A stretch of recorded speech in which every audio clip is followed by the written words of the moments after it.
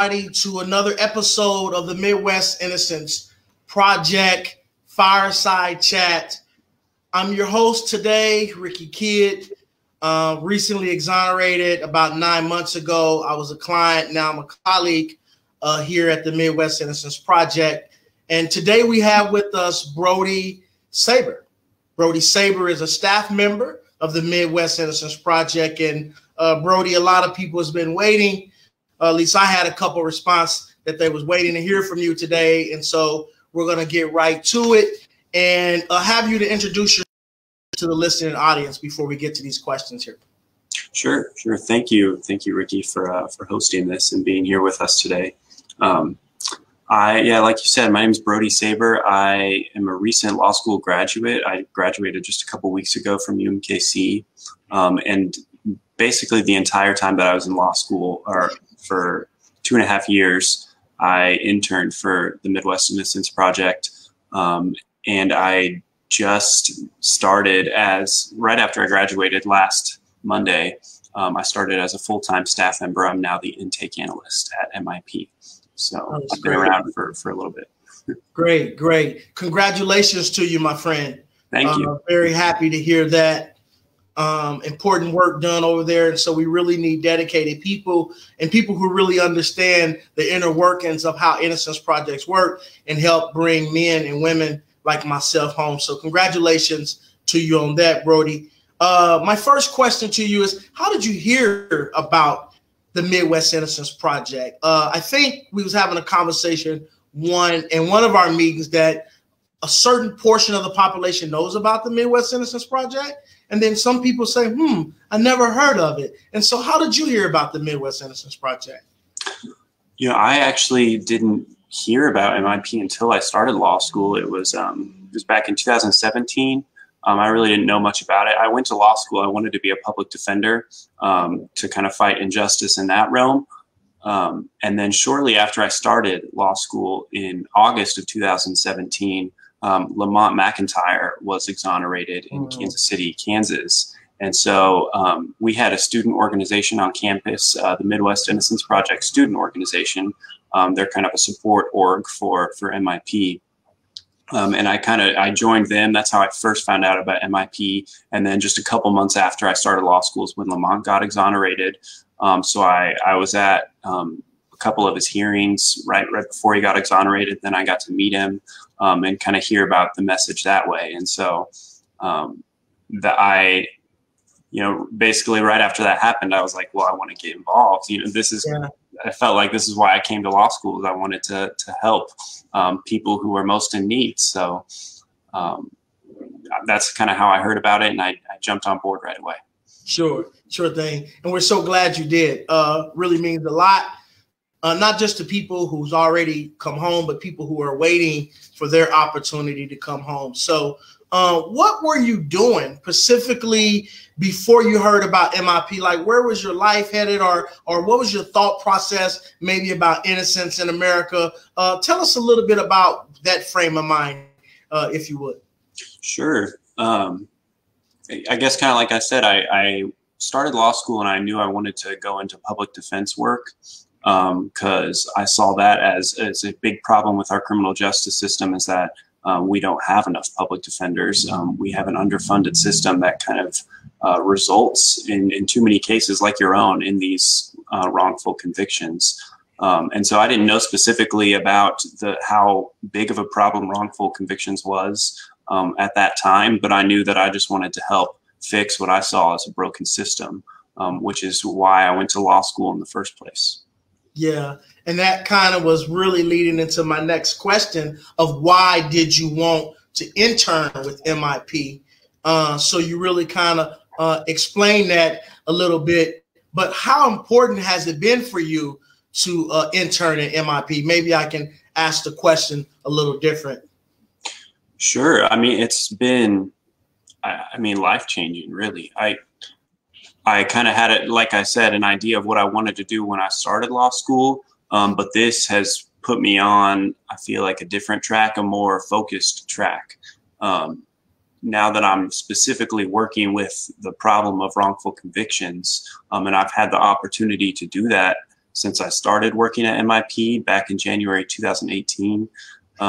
It's really focused my goals, I guess, and you know, where I see where I can put myself to make the most change in my community and in our 5-state region. So I feel a lot more focused, I guess, because at MIP, I feel like, okay, this is what I can do. You know, this is what I can do to help, even if it's just a small part that I play. At least I know, like, I'm doing something that's helping what I see as a broken system. Sure. Absolutely. 100% agree with you. My next question is, what did you expect when you started interning with MIP? And also, was it different once you got on the inside and start working? Share with the audience the answers to that question, because I think it's important for them to understand exactly what, to kind of compare it to what they think and what actually really is. What they think and what it really actually is once you get on the inside. So from a person who once wasn't not working for the Midwest Innocence Project and then started on the inside, again, what did you expect when you started, and was it any different? Was it a different thought once you got on the inside? Yeah, I mean, I'll say it was very different than what I expected. I think I was probably a little naive coming into it. I think, I think we picture an ideal world where we uncover evidence of someone's innocence and they're incarcerated, and we have very compelling, definitive evidence that this person is innocent, and then we can take that evidence, march into court, and the next day they'll be free. And that is just not the reality of the kind of work that we do. Unfortunately, we sure wish it was that way. But the reality, I think, is that it takes so many hundreds and hundreds of hours of work on every single case to result in an exoneration and to correct a wrongful conviction. And so I think the just sheer amount of work that goes into every single case was kind of a wake-up call for me. And I sure wish that it wasn't that way, but yeah, it was a lot different in that aspect, I would say. Yeah, great. I know for myself that in 2005, when the Midwest Innocence Project took my case, I'm thinking, it's over. They're going to take my case. I'm out of here. What, maybe a year or two, just to give it a little, some time to work through the system. But it was 2005 that the Midwest Innocence Project took my case. In 2019, 14 years later, that justice finally prevailed in my case. And so it is a lot of work, and it takes a lot of time to really get to the bottom of these cases and then get the courts to do the right thing. So it was shocking to you. It was definitely shocking and surprising to me as a client. And now, of course, working with the Midwest Innocence Project, it is very frustrating. It's very frustrating. So, but important and worthwhile nonetheless. I suppose you would agree, right? Yes, absolutely. Extremely important work. And it makes me happy to come into work every day. Just to know that every single day we're slowly chipping away at another case, and that ultimately we're going to see justice done in the end on every case that we work on, or, we're going to try to see that justice is done. Sure. And I'll also say one thing that's different than what I expected is how political I see wrongful convictions can be sometimes.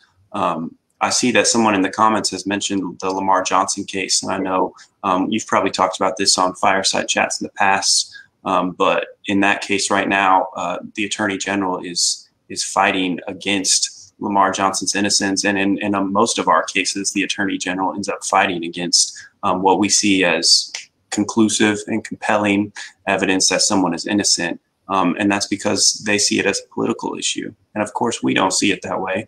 It shouldn't be seen that way. It's not a political issue to say that someone is innocent and that injustice was done against them. So that was another surprising thing for me, is just to see how that has kind of unfolded. Yeah, we definitely Yeah, definitely got to keep our eyes on what the real prize is, and that's correcting the justice and bringing innocent men and women home, irregardless. It really shouldn't have a place in politics at all. So excellent point that you bring out. My next question to you, Brody, is what do you want future interns to know? Because me being there as well, somewhat like an intern, so to speak.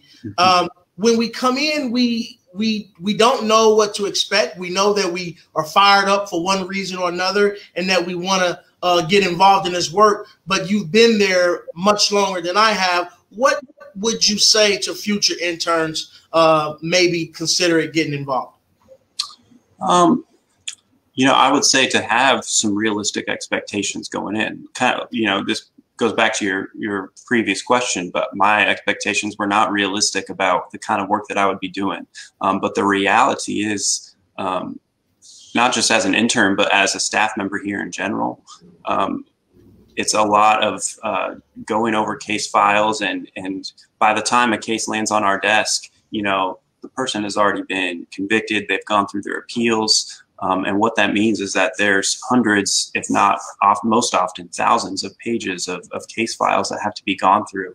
And it's our job to go through those files with a fine-tooth comb and kind of figure out what went wrong, because obviously something went wrong, or else there wouldn't have been a wrongful conviction, right?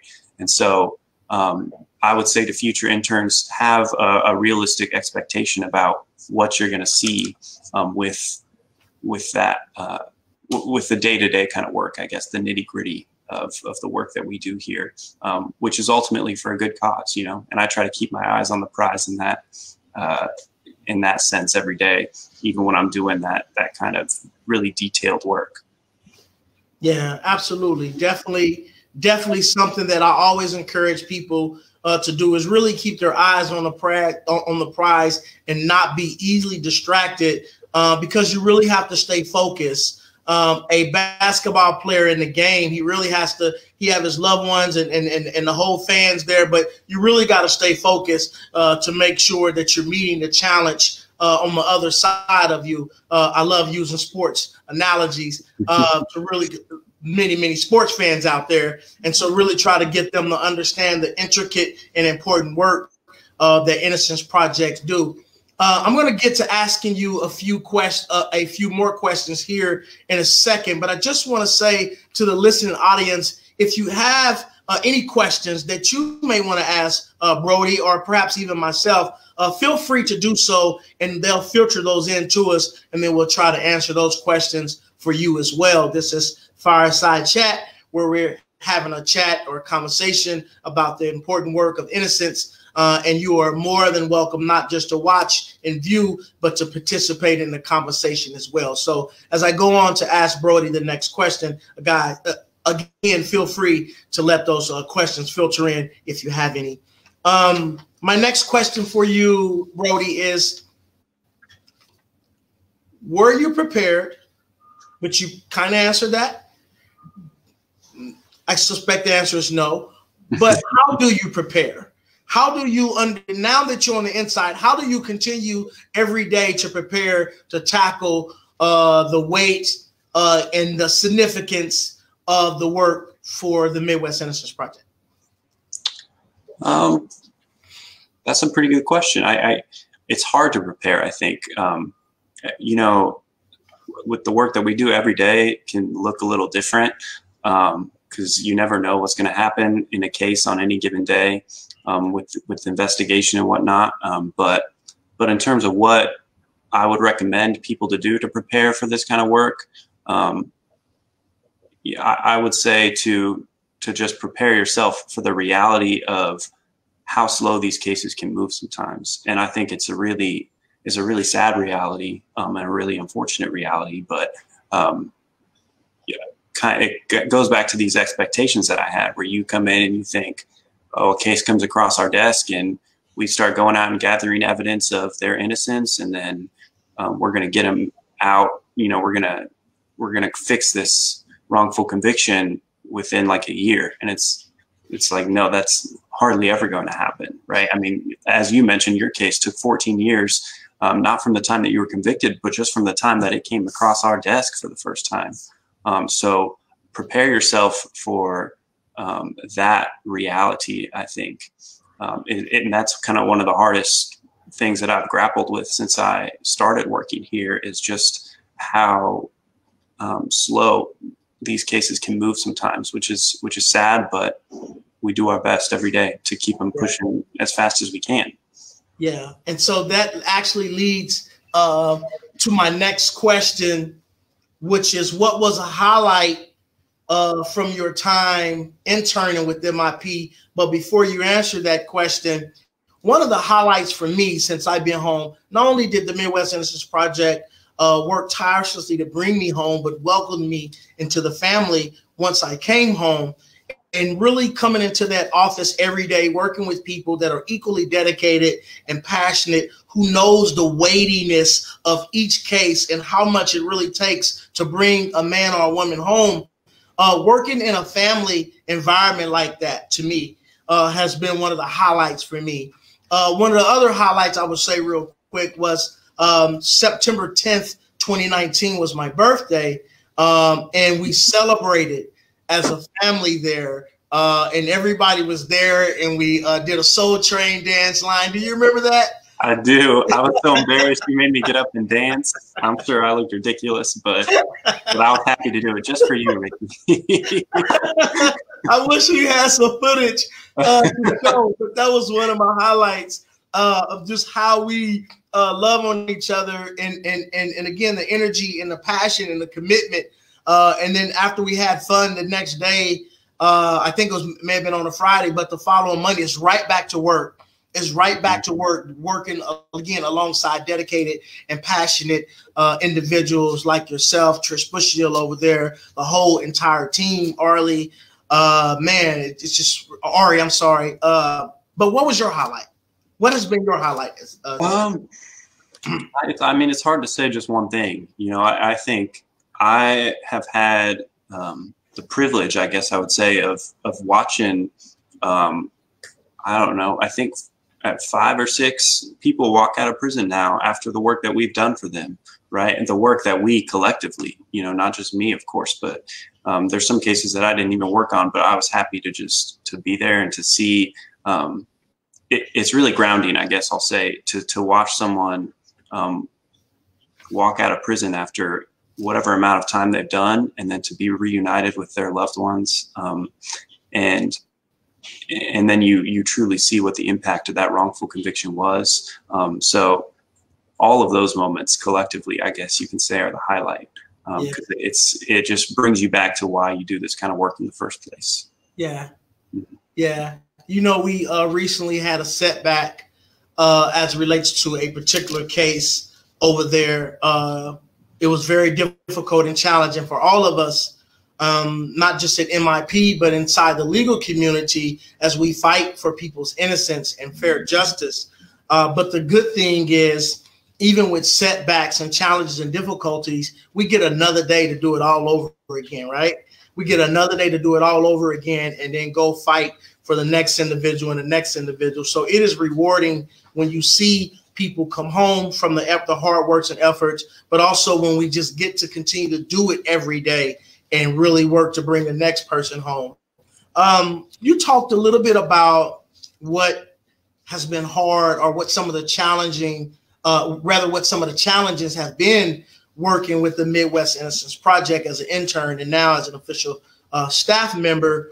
What makes it easy for you? Is there anything that makes it easy for you? Yeah, I mean, you know, you mentioned earlier, it's really like a family here. And I think that's so true. We have a really small staff, but it's really tight knit. And I think we're all pretty close. And so it makes it easy to work alongside people that you love and that you get along with, and that always, you know, prop you up and support you. So that part is easy. But I would also say it's easy to work for clients that are such amazing people. Every client that I've ever met here and every client that I've ever talked to is so humble and inspiring, in the way that I guess I'll just say I feel like I learn a lot from all of our clients every time I talk to them, because it's something that I can't even comprehend, being incarcerated for something and being convicted for something that you did not do, and to spend years and years and decades in prison, and then to hear how our clients take that experience and turn it into something positive and grow. It's just really humbling, and I feel like I learn a lot from them. So it's easy to come into work every day and do this kind of work for people that inspire me. Yeah, yeah. For myself, being a colleague with the Midwest Innocence Project, it's personal, and I'm very passionate about it. Being an exoneree myself, and then working for the organization who actually brought me home, that is a special place I have with the Midwest Innocence Project, because I know without a shadow of doubt, if it was not for the Midwest Innocence Project, I wouldn't be here today hosting this Fireside Chat series for today and having a conversation with you. So it's very personal to me. That's what makes it easy for me, is knowing that I was once the person saying I was innocent, and then having an opportunity to come home and then become a family member, and then work to go back and get other people who are innocent. That's what makes it easy for me. And I asked that question because I really want not just perhaps my answer or your answer, but I really want the listening audience to understand why it's important. And we're going to get to that here shortly, a couple questions down, but to really understand why it's hard, why it's easy, and why it's important. And so we kind of talked about that. As I get down to a couple more questions, we're going to talk about why it's important. But my question for you right now, at the top of the segment, you mentioned that you are now an official staff member, and you are an intake analyst. For people who don't know what that is, once you spend a little time explaining that to them. But before you do, can I remind the listening audience that if you have questions, guys, if you're just now chiming in or listening in, and if you have any questions for Brody Sabor or myself, please feel free to type those in. They'll filter those to us, and we'll try to get those questions answered for you. But Brody, back to you and the question. What are you doing with MIP as an intake analyst? Help us understand more about that. Sure. So I'm still learning a little bit. I just started last Monday, so it's been a learning experience for me to kind of transition into this new position. But I mean, essentially, what I do is handle all of the intake of new cases that come through our doors. I don't have the exact number in front of me, but I can tell you we have probably close to 1,000 people, upwards of 500 at the very least, of people that apply to us for assistance. And it's hundreds of people every year that are claiming that they were wrongfully convicted in our 5-state area. So essentially what I do is help manage and talk with these inmates as they are applying for our assistance, and help talk them through the process, because it can be a long process, like we've already talked about, and it's a frustrating process, understandably, of course. And so I help manage their files, and I help get them the assistance they need as fast as we can do it, right? Which is never fast enough, but that's basically the breakdown of what I do. Yeah. Now, yeah. Yeah, very, very, very important work. Again, you say 500 to 1,000 cases. I remember reading one of our reports a while back, and it definitely is. It seems daunting, because with a small staff, and again, this is going to go to the next question. There's a dedicated team, but I mean, who can get through 600, 700? 1,000 applications? And it's not just as simple as reading the application, it's actually studying the material that's actually been submitted. That is a lot, and it could take a while. And I just want to say it's a thorough process. It's a very, very thorough process. I really love the Midwest Innocence Project, and really the standard the Innocence Project network across the country sets. like they're not drinking the Kool-Aid. And I just want people to know that it's not that type of party. A lot of work goes into understanding if a person is actually innocent. And then even if they are, how can they win on appeal? Because there are so many procedure impediments that can get in the way. So yeah, definitely can be a daunting task, but we continue to press and do the hard work, and we need other people to help us do the hard work. So we're going to talk about that, I think, after this next question. But what would you like people to know about MIP? As we talk back and forth, one of the things I'm doing is sprinkling in just a little bit so people could really be educated and informed about who we are and exactly what we do, what the inner works of that work look like. But for what we might be missing, or for what may even be outside the scope of the work that you do, what would you like people to know about the Midwest Innocence Project? Oh, I would say, and it goes to something that I think we've already kind of hit on, but I would say that MIP is a team, but I mean, it's more than just a team. It really does feel like a family. We have a very small full-time staff to handle these, hundreds and hundreds of cases like we just talked about. And that kind of work and the rate at which it moves, the slow rate, is really frustrating. And the work that we do is mentally and emotionally taxing, I would say. But we're always here to prop each other up. And I feel like I could reach out to any one of my fellow staff members here and ask for assistance if I'm struggling in an area, or if I'm struggling like coping with something horrible that's just happened. I feel like I can reach out and talk to them. And so I think that's a really important part of working here, is just being able to uplift each other like that and help each other in whatever area that we need help in. So I'm very appreciative for that. And I think that's a message that I'd like to send out, just in terms of what people can know about us as people, Yeah. I'm going to get to my last question here. Excuse me.